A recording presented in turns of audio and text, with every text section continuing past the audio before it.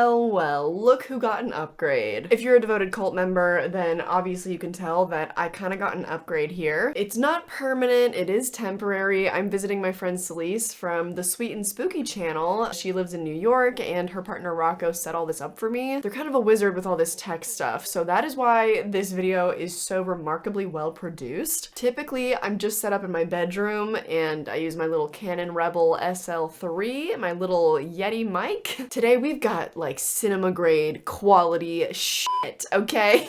Not really, because it's not scripted. This is just my monthly recap. And also, if you're new here and earlier you were like, wait, did she say cult member? Yes, your beautiful, cute little ears were not mistaken. I kind of run my own cult in this weird little corner of the internet. If you would like to join, if you'd like to be one of my subjects, one of my little children of the darkness, one of my maggots, whatever you want to be called, then you can do that. It's super easy. Literally all you have to do is click subscribe, and then if you never want to miss one of our meetings, then you also got to click the notification bell. And you might be thinking, wait, okay, a cult, so like what do they worship? What's the goal? For one thing, we worship horror movies, okay? We have some false idols up in here. But for another, the algorithm gods. So in an effort to appease them, we do also click the like button. That's just something that we do, and they like it. They like it. So if you're new here, then congrats. You did something right with your algorithm gods, and now mine have found you. Anyways, let's maybe get to the topic at hand. So today I'm talking about everything that I watched in the month of July. First, I start with all the TV shows I watched, and then I get into all the non-horror movies of the month. So obviously I went out to Barbenheimer, but it was a really big month at the theater, and so I have a ton of other non-horror new releases to talk about as well. Then we get into all my horror rewatches of the month. So for instance, this year I decided to go back and revisit the Fear Street trilogy. Then we get into my new watches of old horror this month. That'll include movies like Martyrs, finally gave that one a go. And then what my dear children will all have been waiting for, I'll start getting into all the new horror releases of the month. This includes a couple theatrical releases, it includes some Tubi originals, it includes some Shudder originals as well. So we've got a lot to talk about today. I say that we jump right in. As far as TV shows go, unfortunately, I don't actually really have anything new to talk about. I did, however, finish Bones. It took me, what, like 3 months to finish all 12 seasons of that show. I love it to death. I love it. I thought that it ended quite well. I was happy with it. I'm good. It was a satisfying conclusion. However, I still feel like there was not enough of it. Everything is getting rebooted right now. I realize the show only ended like 6 years ago, but I don't know. What do you guys think?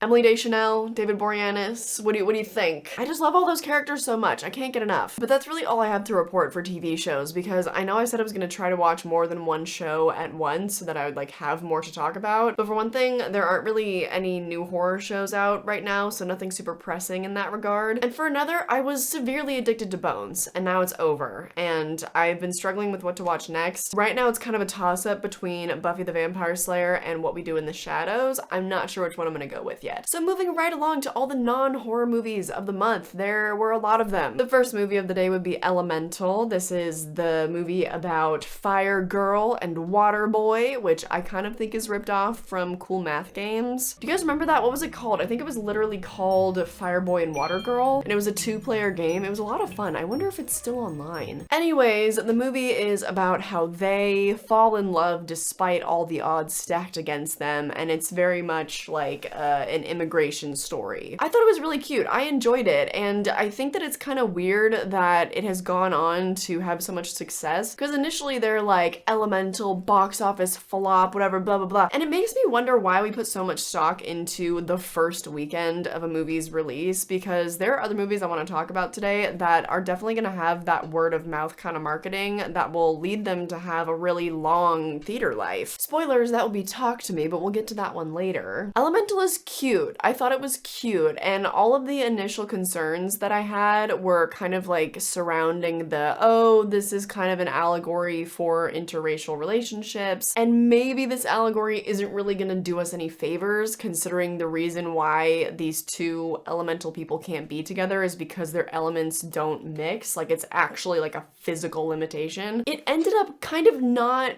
being that. Like, it ended up kind of, that wasn't actually the deal. That was more of like a metaphorical representation of the barrier between them. It was like, it ended up not being a literal thing, which I think is actually pretty representative of what happens in real life. I thought the movie was super cute. I enjoyed myself. 3.5 stars. Up next would be Indiana Jones and the Dial of Destiny. And if you would like my more in-depth thoughts on this, I did do an entire like 35-minute long Patreon video with my dad, and we talked about the movie at length. So I'm not gonna get too into that one here, but I would highly recommend joining the Patreon for videos like that because my dad he's turning 64 in September, so he brings the boomer energy, but like in a good way. He's a good boomer, I promise. I bring the Gen Z energy, and together it's magic.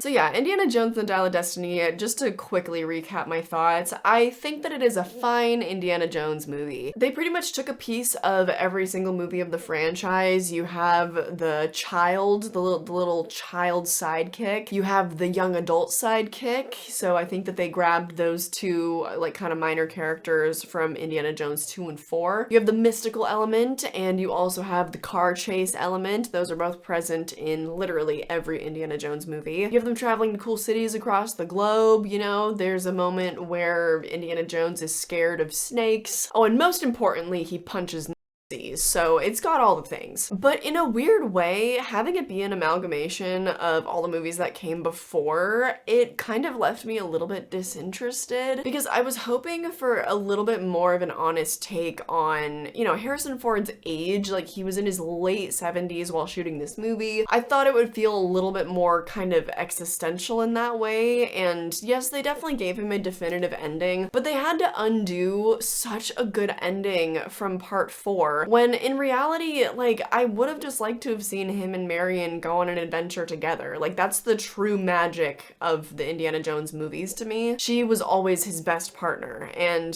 like, I don't know, I just wasn't happy with that. Wasn't happy with it. I think the franchise ended on a super weak note, but whatever. Up next, I rewatched Suicide Squad because this movie is so bad. I love it so much. This one is super fun to watch with your partner, a friend, your grandma, play a drinking game, get fucked up. That's really like the best purpose that this movie serves, because literally if you just follow the rule of taking a drink every time there's a needle drop, then you're done. You're done. You want to get doubly messed up, also take a drink anytime they introduce a new character. It's just buckets of fun, truthfully. I think it is such an entertaining movie. I have a great time. That's really all I have to say. So up next, oh baby, we have got to talk about Barbenheimer. Now again, I recommend joining the Patreon so you can get a full like 20-minute video of me talking about both movies at length. Just gonna briefly recap my thoughts here, but I had a great time, all right? Dressed up for both movies. These are my outfits. You can probably tell which one is for which.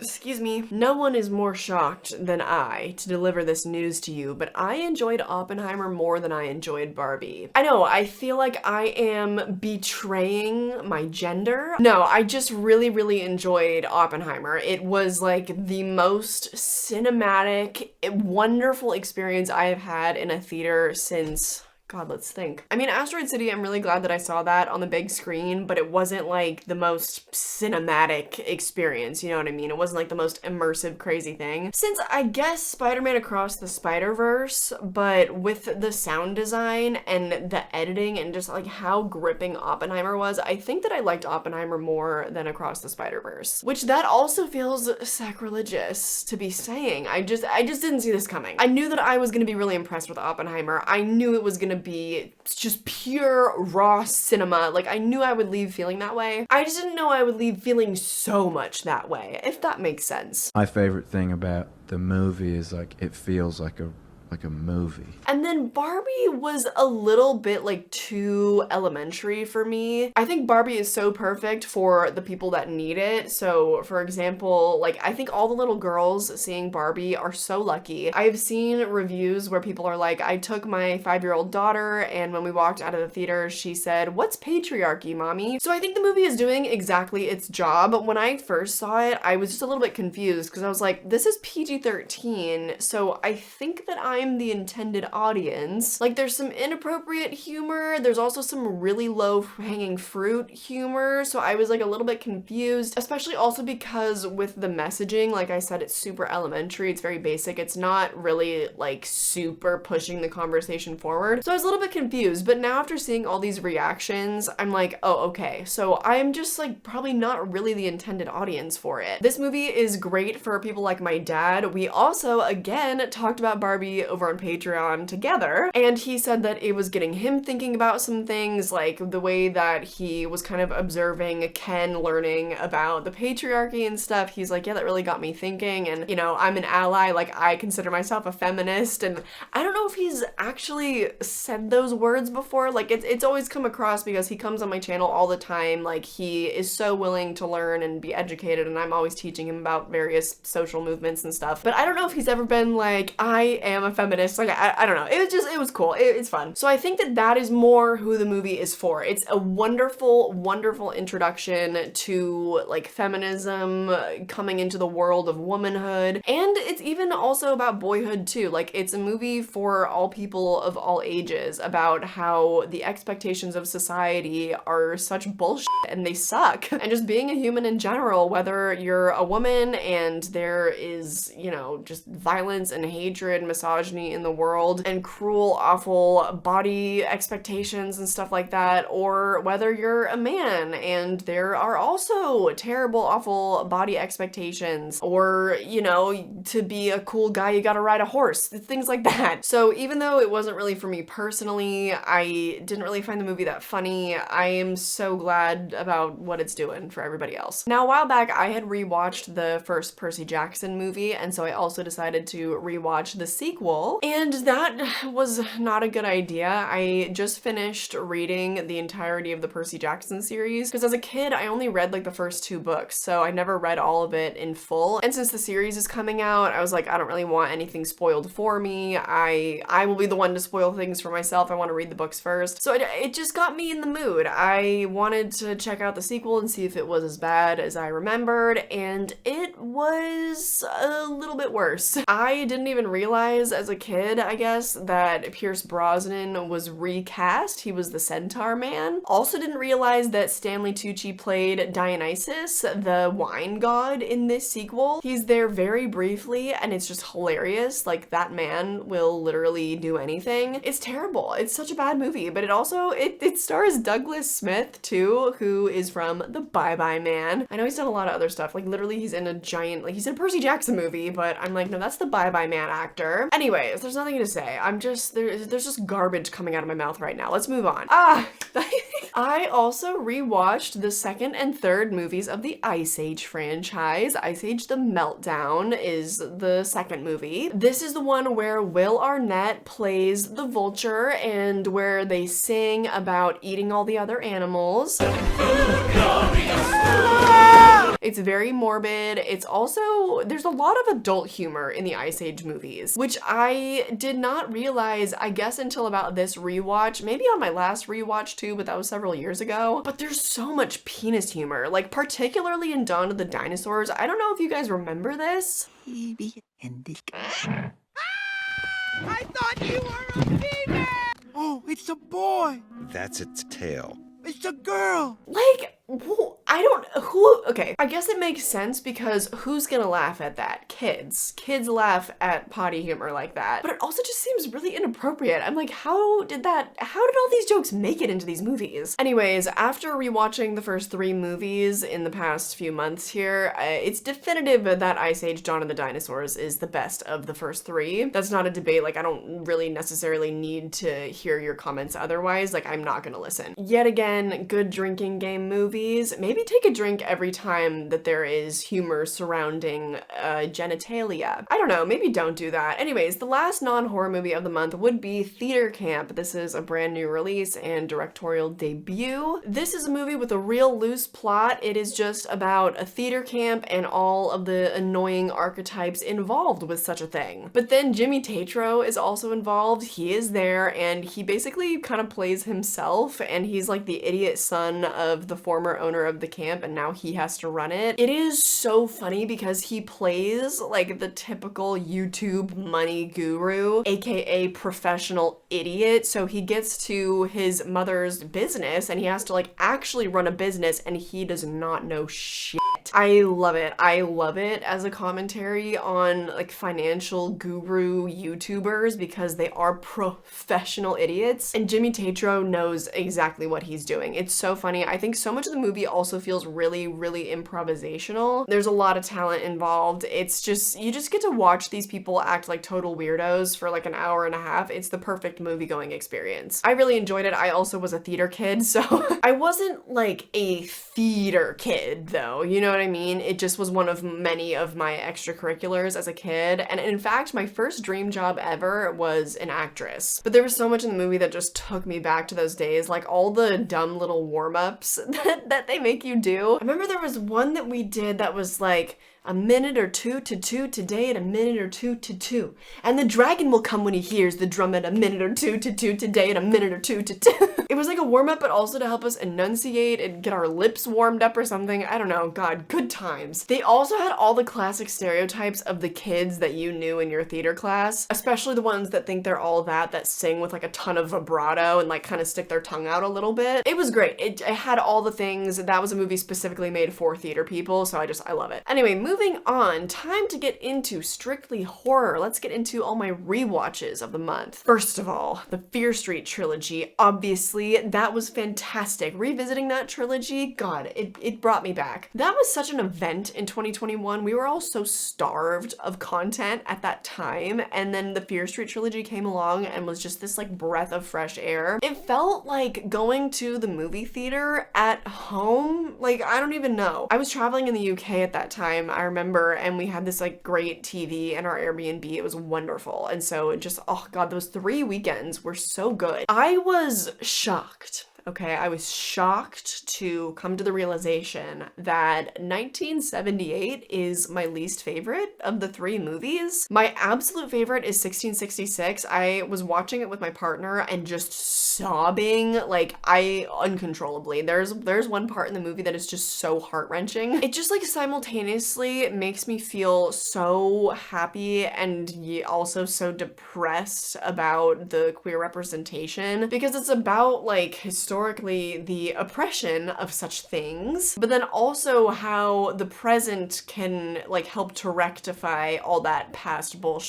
I just love it. The 3rd movie is my favorite by a mile, but I really enjoyed 1994, like more than I enjoyed it the first time that I watched it. And that doesn't make any sense to me because obviously there weren't really any surprises. I don't know. I just really enjoyed the vibes this time around. And I still really love 1978, don't get me wrong. Just probably my least favorite characters, I guess, but I adore the setting. And Tommy, that actor, is so beyond talented. He in that movie and then also in 1666. Are you kidding me? Like where is he? Where'd he go? Where'd you come from, Cotton Eye Joe? I want to see him in more movies. Anyways, yeah, so I highly recommend revisiting the Fear Street trilogy. It's been 2 years. It's time, babes. Like, go back, watch it again, please. Up next, we have Arachnophobia. Not gonna talk about this one because I rewatched it less than a year ago. I think I was having kind of a down day and I just was in a mood for one of my childhood favorite horror movies. Yes, you heard that correctly.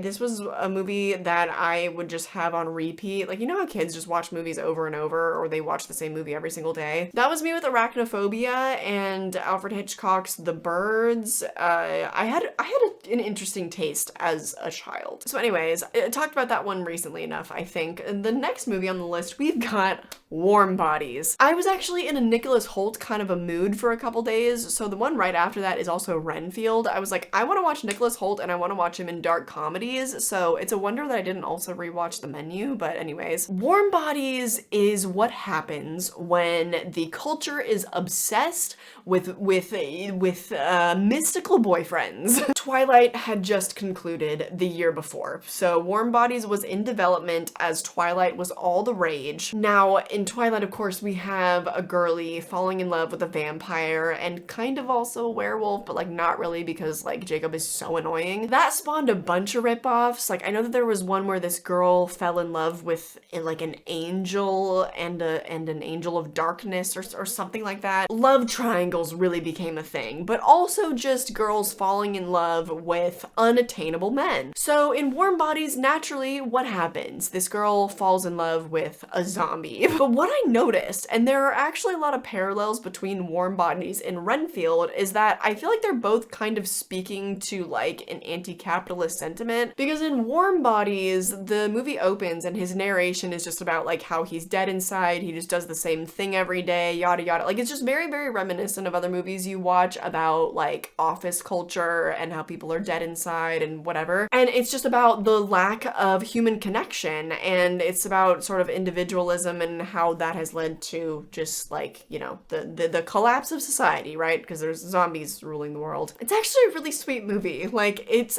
made me cry in theaters. My hyper emotional, very hormonal 13-year-old self saw this in the theaters and I sobbed at the end. I actually probably cried multiple times throughout. I just, you know, I was an emotional kid. It didn't make me cry this time because it is ridiculous, but it's one that I really do enjoy revisiting. And then of course I revisited Renfield. That movie only came out a couple of months ago, but I recommended it to my roommate and he threw it on, and then I kind of was still in the room and I got hooked. I just ended up fully rewatching it with him. And like I said on Letterboxd, I will never forgive you all for letting it flop in the box office. Never. I talked about that one literally a few months ago, so you have enough of my thoughts on that. The next rewatch would be Pet Sematary, which I hadn't watched in a little over a year, I think. This time I watched it with all of you guys as part of a watch along. I do that on my channel sometimes. We do Monday Madness now. So every Monday night we watch a movie that's kind of messed up, you know, like psychological horror movies and stuff like that, or really gritty, super gory horror movies. So we decided to revisit Pet Sematary because my dad and I did a live stream as well, doing a spoiler chat of the original and the remake, but also because Pet Sematary Bloodlines was announced. It's being released on Paramount Plus on October 6th. So I thought, what better time also to then watch Pet Sematary 2 for the very first time, but more on that later. This was the most that I ever enjoyed rewatching Pet Sematary. I think it is so much more fun watching it with other people. That's kind of just the way to go because yes, conceptually everything is so dark. I mean, I've read the book now and that also gave me far more appreciation for the movie. That always tends to happen with Stephen King adaptations because Stephen King does so much character work and there's just so much detail in his books. They're completely character driven, not plot driven, so it means that they don't always translate super well. So having read the book also really helped, and it's just fun because it's kind of corny. It's fun to laugh at it with other people. The next movie is the first Monday Madness we ever did, which was The Perfection. This is a Netflix original. This is basically The Menu, but for the world of music, and there's a little bit of a different lesson at the ending. It's less about the pursuit of perfection and capitalism, despite the title, it would have you believe that, and more about like the abuse that takes place in those types of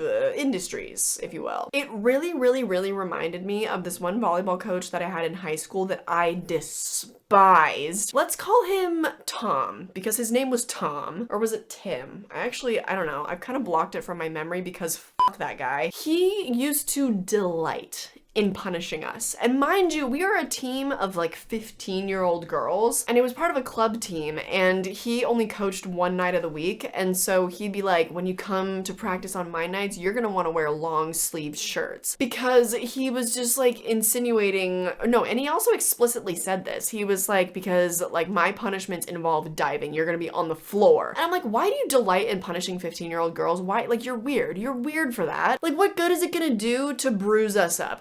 I'm never on board with that type of coaching mentality. I'm like punishment based. That mentality is so fucking weird to me. And by punishment, it's literally just for like losing a scrimmage, or like if you didn't dive, like running after a ball that like went across the room. Literally, like the mentality was no matter how far it went, you still gotta dive. And I get that mentality, but what I don't get is that like if you don't get the ball, then you gotta run diving lines. No, sir. I have a problem with authority. I always have. Can you tell? So I really would leave leave his practices with like bruises all over like my elbows, my hips, and my sternum. And don't think that I didn't have good form, all right? I was in the best shape of my life, but I'm skinny. And also I'm really tall. I have a tall center of gravity. So like us tall girlies, we're not really meant to be diving around like that, especially when we have no extra cushioning. And he just was such a dick. Like, and I quit going to his practices. Like I was like, no, you are making me hate the game of volleyball. And that is just not what I'm here for. Like, I'm here to get better in the off season, like before the school season starts. So, fuck this, goodbye. Anyways, that was such a tangent that doesn't really have that much to do with what I was talking about, so I'm gonna move on. My last rewatch of the month was yet another watch along. This was the Monday Madness we did last week, and that would be Texas Chainsaw Massacre from 2003. I'm so bummed out. Like, it is more fun to watch with other people because I like to see other people's reactions, but no one was actually in the room with me. So it's not really that fun to watch by yourself. The first time that I watched it on my own was to review it for my channel like 3 years ago, and I really, really enjoyed it. I thought it was definitely a remake done right. I was like, yeah, they, you know, it's got all the homages to the original, but they really switched things up. Like, it's really well done. But upon a rewatch, I don't know, I just feel that the movie is so full of nothing. You watch it really for the gore. I think that's the main reason to watch it, because it is a very like visceral feeling, and you also watch it maybe for the aesthetic. I like that kind of gritty early 2000s feeling that it has, but that's kind of it. That movie doesn't really do anything for me. I know it's a lot of people's like favorite remake of all time. I would have to say it's far from mine. It's far from my favorite, but I will continue to rewatch it, I'm sure, every handful of years. Now, time to get into my new watches of old horror movies, and of course we gotta start with Martyrs. This was a first time watch for me. If you want to see my reaction to the movie and get all my in-depth thoughts and try to break it down afterwards and stuff, unfortunately you cannot find that on my YouTube channel anymore. More often than not, I get copyright claimed on the watch-alongs, which I know, I just don't really have a good system for that not happening. Like, it is what it is. So in that case, because the Martyrs watch-along actually ended up getting partially blocked, so in some countries people couldn't even see it, I did end up putting that one on my Patreon. So that is now a Patreon exclusive, as well as the watch-along for The Hills Have Eyes remake. So if you'd like to see my reactions to those movies, then you will have to subscribe to the Patreon that is linked down below. But Martyrs was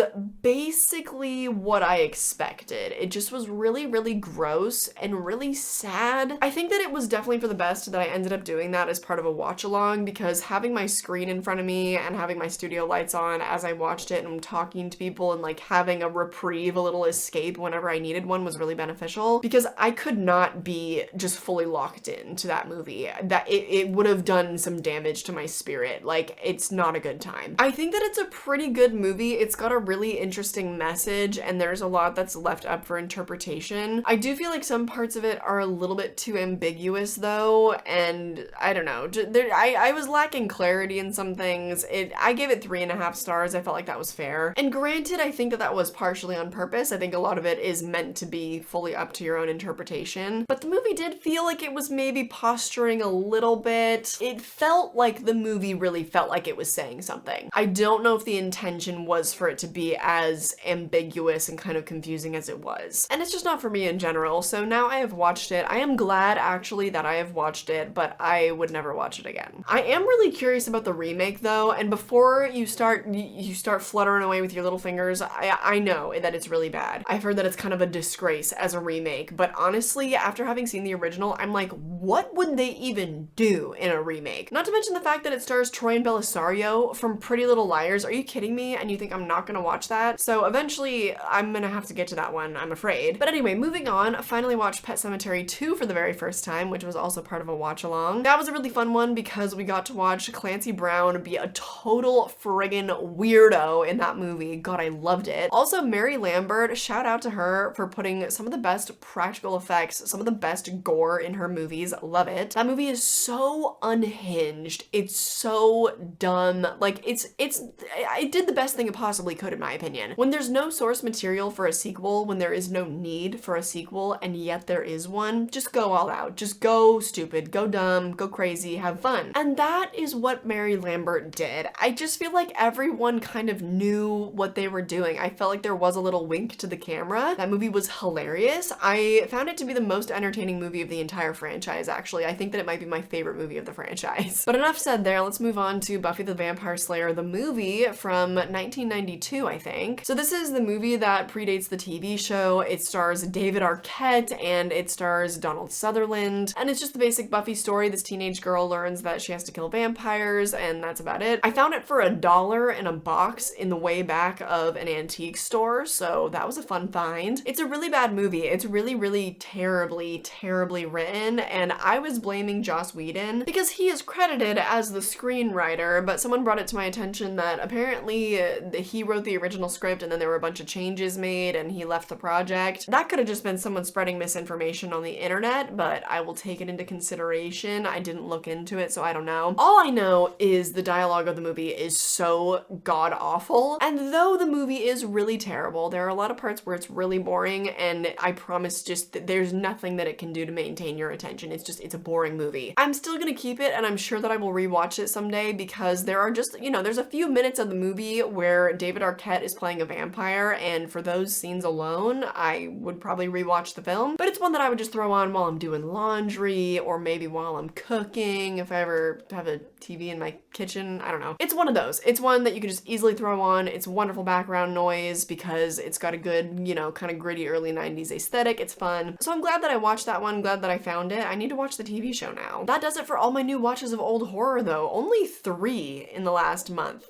I'm not doing a good job there, but I did do a way better job of watching new horror releases this past month, so we have way more of those to talk about, starting with Insidious: The Red Door. You already know this is the latest installment of the Insidious franchise, and I'm so bummed that I didn't have time to do a solo review of this movie, but if you've been around my channel for the last month, you know that I've been dealing with a really awful carpal tunnel flare-up, but rest assured, I am back to work now because I went to physical therapy. I have a twice weekly appointment system set up for when I'm back from my trip. I've been doing all my little exercises every day. I've been swimming, you know, I'm doing all the good things. I've been resting them. But yeah, right after Insidious: The Red Door came out is when my flare-up started getting really terrible. So there was a full week where I was just out. Like, even with my braces on, there wasn't really anything I could do on my computer without just having pain, and I was just guzzling ibuprofen every day. So that review it didn't end up happening, which was a total bummer. But I did end up talking about it at length again with my dad over on Patreon. My dad and I talk about a lot of new releases together over there. So I did technically do a solo review of it. It's just in unedited conversational form with my dad. But I will say that I do not hold the popular opinion of thinking this is a weak entry. I actually loved the film. So did my dad, interestingly. It's just because I love the family. I did not think they took the easy route. I was never bored despite kind of more minimal horror, and it was more heavy on the family drama because I was so invested in the family drama, because I'm so invested in this family. I think it's a really interesting take on tackling familial trauma together as a family, because so rarely can families actually like get their shit together and do that. I feel very lucky that my whole family goes to therapy and like we're all kind of working on our stuff together. I know that that's not typically the case, so it was just really heartwarming to see in a movie. I really loved it. I did. I think that it is my 3rd favorite movie of the entire franchise behind the original 2, and that's pretty much the recap of all my thoughts on that movie. I really enjoyed it. I loved all the artwork in it. I thought it was fantastic. Next up would be Haunted Mansion, which I actually did go to the world premiere for at Disneyland, and that was super fun. I did have a sign that I made because I was thinking, oh, well, since all the actors are on strike, they're not going to be there, then maybe the executives will be there. Like, I wasn't sure. But then as soon as we roll up, like, into the event parking lot, my partner had to pee really bad, and we saw that there was a bus coming up because you have to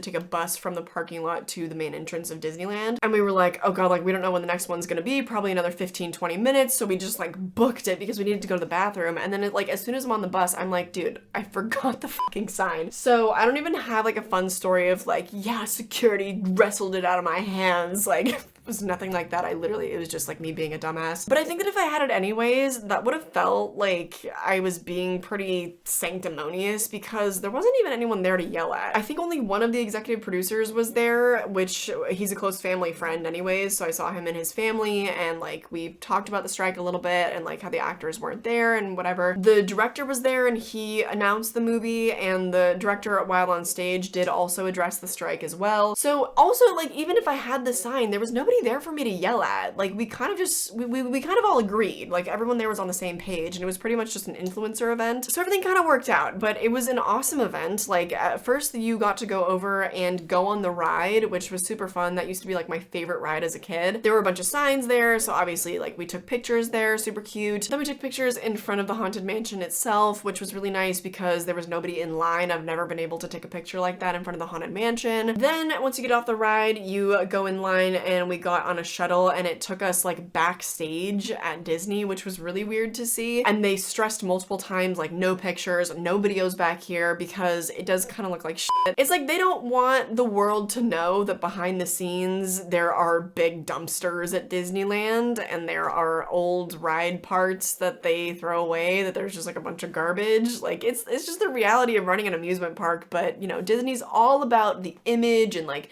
creating a fun world where you don't think about the outside world. So they do a really, really good job. I mean, Disneyland is kept cleaner than most of our streets, right? So anyways, so then we get shuttled over to California Adventure, and we get to go in the back way. So we entered right by the Hyperion Theater. So then once you get into this little area, it's just a big party. It's just a big party. They had the costumes actually from the actual movie there, and they were beautiful. There was a ton of food, and there was free alcohol and stuff, but we ended up showing up too late to get any of like the free drinks and stuff, so that was our bad. But luckily we did get to get some free candy, and we had some of the best seats in the house. Like, we were right in front in the center. Like, I don't know how or why we got such good seats, but we did. And then of course, being at the world premiere in a theater packed with a bunch of the people that were involved with the movie, everyone's like hooting and hollering, everyone's laughing, having a good time. So I laughed a lot, especially when Owen Wilson was on screen. Like, all the beats were hitting. It was a good time. But I will say, this is one that I recommend if you have kids. This is fantastic gateway horror. Like, it's so good for the kids. Just please take them to it. Or if you love Disneyland and you love the Haunted Mansion ride, there are Easter eggs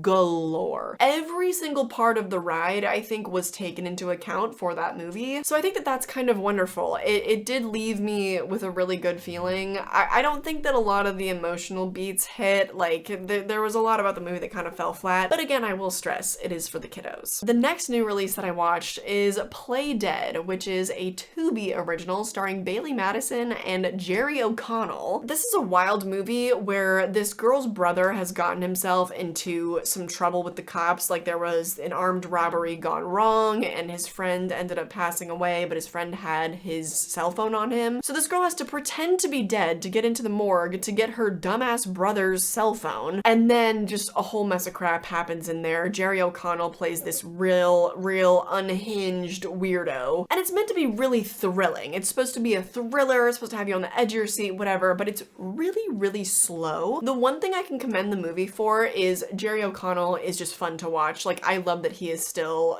a true working actor. You know him from Scream 2, but I also talked about him a little while ago in the movie Satanic Panic. I also was yesterday years old when I learned that he was in a Mariah Carey music video. I don't watch music videos, and I'm not into like pop music either, so I just never knew that. But regardless, so he's there, and then also the practical effects of the movie are pretty fantastic. Like, the makeup and all that stuff is pretty gross, so I do commend the movie for that, because that was the reason why I ended up watching the movie all the way through. But it's predictable, it's lame, it's not thrilling the way that it thinks that it is. I really don't recommend it. Like, it's not even really worth it for the practical effects. There is one moment though that's just really, like, it's gross and it's pretty gnarly and it's cool, but I don't think that that warrants you watching the entire thing, because I think it's about an hour and 40 something minutes long. So anyways, moving on to a better movie, Huesera the Bone Woman. That is up next. It is a Shudder original. This movie is also basically a drama that just has some horror undertones and some horror imagery to it, and it's about a woman who is pregnant, and she's just really struggling with the end of this phase of her life and becoming a mother and kind of succumbing to that societal pressure. It was very personal. I felt very personally victimized by this movie. You know, she's this woman who is queer, but she ended up married to a man and then ended up having a baby thinking it was something that she wanted, but it turns out it was just something that, like, society told her that she she wanted. And it's kind of about succumbing to that pressure and the horrors of succumbing to that pressure. It's a heartbreaking take. Like, it's truly, it's rough. I thought that it was really, really well done. I only really docked points, I guess, for kind of the pacing of it. I wasn't a super big fan of how long it was. I think it definitely could have been trimmed down a little bit. And there were a few sequences where I was like, okay, like that's a little, I don't know about that. The climax of the movie though, I was especially feeling. That was a moment where it was kind of wild, but I really was appreciating the imagery and the metaphors that were going on. There were a few moments where it was a little spooky. It's hard to spook me these days, but there were some moments that felt really tense. Mostly, I just really felt for this woman. Like, it was just such an honest, raw take on motherhood when it's not necessarily right for you. So I highly recommend Huesera the Bone Woman. That is the best Shudder original that I have watched this year. Right after that, I watched Quicksand. This was while I was resting up during my carpal tunnel issues. I was trying to catch up on new releases, so this is also another Shudder original. It's exactly what you think it is. It's pretty much a one-location horror movie where this separated couple gets stuck in quicksand together. It's very, very formulaic. If you've seen Fall, then you have kind of already seen this movie. They're just not stuck thousands of feet up. They are stuck in quicksand, and the whole time, really, you're like, damn, they're actually super, super close to the edge of that pit. Why don't they just like try to pull themselves out? It's really frustrating. That like made me stop suspending my disbelief for pretty much the entirety of the movie. It's not good. I think that it's like entertaining enough that it wouldn't be a waste of time if you watched it, but also there's not really any need unless you're just really craving a movie set in the forest. It's got that vibe. If you want to watch some vacation horror or one location horror, then there you go. The last Tubi original I have for you before I get into my theatrical releases would be Deadly Dilf. Now, I saw actually that Celise and Rocco, the friends I'm visiting here, had logged that movie on Letterboxd, and I was like, yes, what the hell is that? So I checked it out, I threw it on. It stars the same girl from I Am Not Okay With This, and I was like, oh, I know you. And it's not exactly what you would think that it would be about, because this girl really falls for the DILF next door, and she turns out to be the unhinged one. So the DILF isn't even deadly, and some might argue that he's not even a DILF. Now, I am not one of those people. I think that he's completely a DILF. It was so bad. It was so bad. You know how shows like Riverdale and Vampire Diaries, there is still like a little bit of a wink at the camera that like they know they're making those shows for preteens and just like super horned up kids. This movie kind of had similar writing to those types of shows, just overly dramatic, the drama, whatever, but there was no wink. Everyone's playing it far too straight, like they just were very self-serious, and it does not mesh well. And the plot is so all over the place. It kind of feels like maybe they ran out of time to shoot every scene that was scripted, because it just like bounces around and becomes so unhinged, and you might think, oh, that's fun, like I like a crazy plot, but there's not really a plot to follow. It's just unhinged event after unhinged event, and it just makes me go, what was the reason?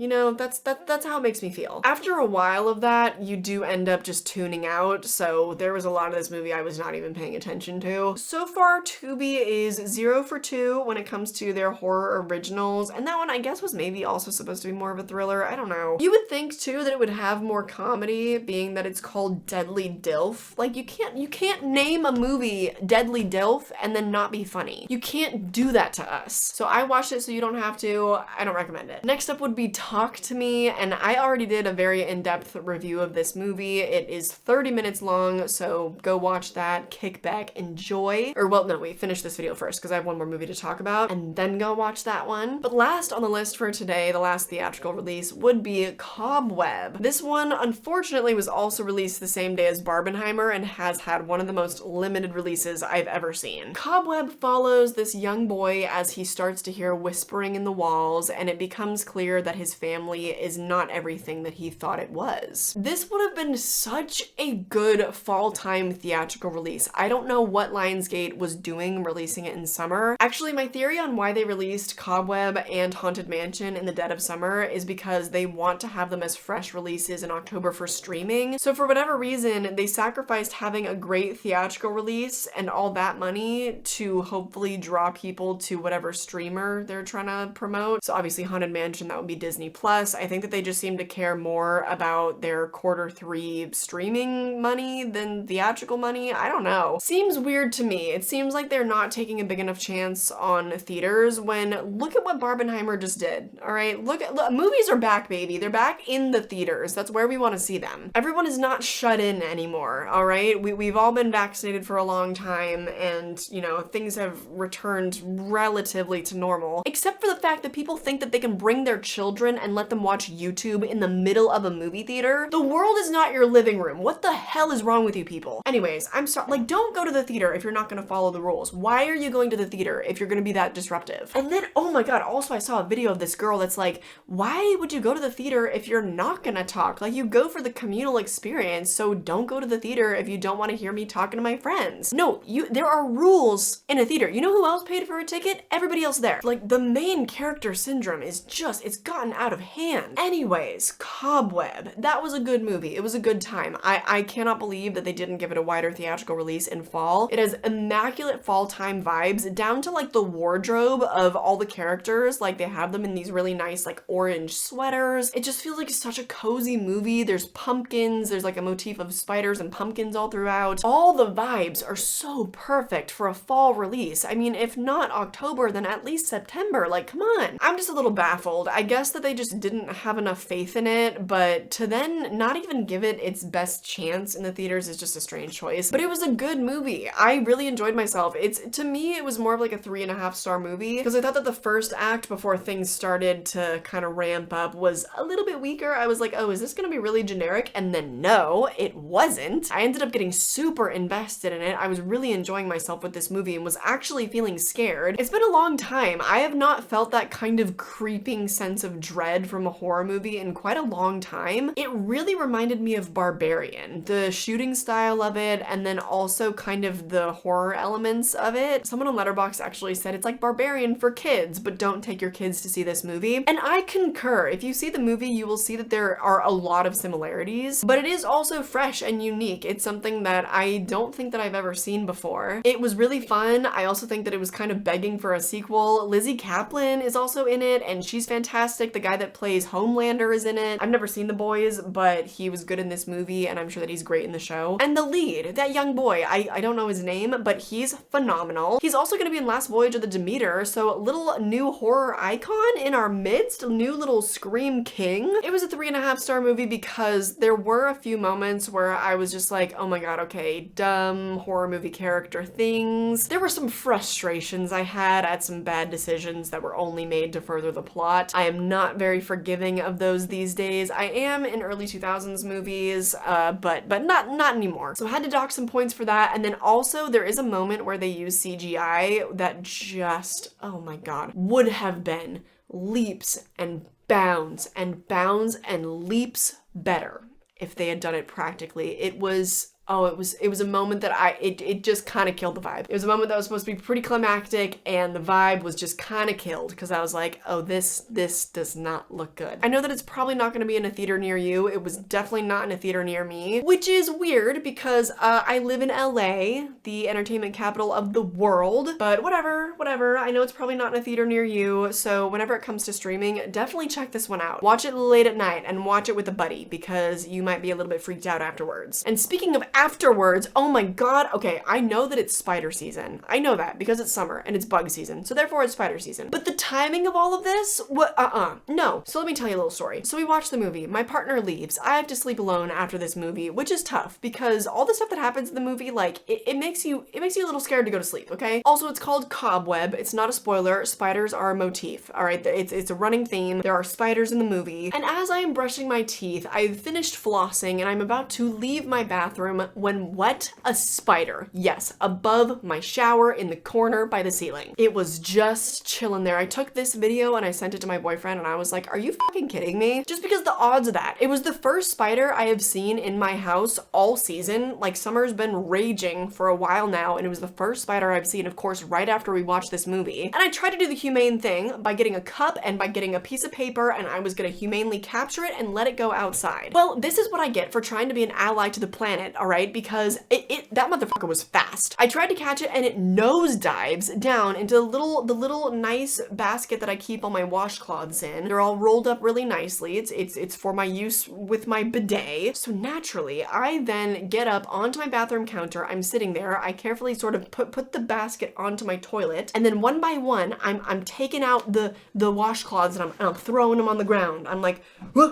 you know? So I'm not actually like carefully kind of looking, and the spider was nowhere to be found. Somehow, in the time it took for me to get up on the bathroom counter and for me to like put it down and start doing that, I guess the spider maybe crawled away. Maybe he never landed in the basket to begin with. Maybe he jumped into a portal. It was nowhere to be found. I just had to go to bed with the knowledge that there was a pretty big spider in my house. Like, it was big. So I did not sleep well that night. Also, I was gonna be traveling the next day. I just had a lot on my mind, so I slept terribly. That 3 a.m. trip to the bathroom that I take pretty much every night, harrowing, because of course all the memories came flooding back, and the whole time I'm thinking, okay, you know, it's dark and there's a spider in here. I like lifted up the toilet seat to make sure that it like wasn't under there and wasn't gonna like come bite my ass. I made it through the night. I am now in New York. I can only hope that the spider is not colonizing my entire house in my absence. Anyways, then what's crazier still is the next morning, my boyfriend texts me a picture. There was a giant spider on his jacket when he was leaving his house, even bigger than the one that was in my bathroom. So I guess I would say proceed with caution. If you are gonna watch Cobweb, you may be cursed. You may start finding spiders in your house, in your apartment. They're just gonna start scurrying into your life. So I hope that I didn't bring that curse with me, and I'm hoping I have not brought spiders into my friend's home here. It's a nice home. It's nice. Look at all this nice stuff they've got. I recommend Cobweb. Obviously it's gonna be hard to see it in theaters. I would go see it in a theater if you can, because